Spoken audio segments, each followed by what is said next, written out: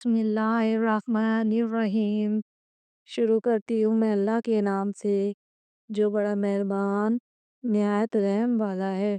حضرت ابو ہریرہ بیان کرتے ہیں، رسول اللہ صلی اللہ علیہ وآلہ وسلم نے فرمایا، جب کبیرہ گناہوں سے بچا جائے تو 5 نمازیں، جمعہ دوسرے جمعے تک اور رمضان دوسرے رمضان تک ہونے والے صغیرہ گناہوں کا کفارہ ہے۔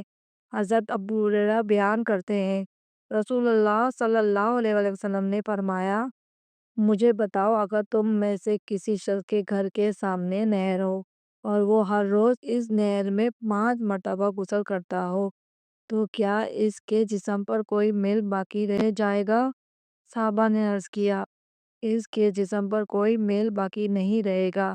آپ نے فرمایا کہ یہ 5 نمازوں کی مثال ہے، اللہ ان کے ذریعے خطائیں مٹا دیتا ہے۔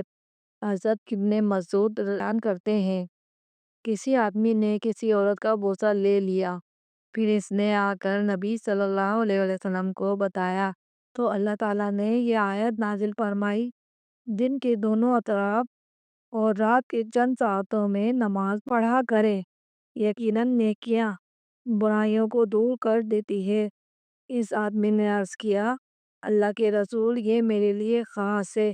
آپ صلی اللہ علیہ وآلہ وسلم نے فرمایا، میری ساری امت کے لیے ہے، اور ایک روایت میں ہے، جس نے میری امت میں سے اس پر عمل کیا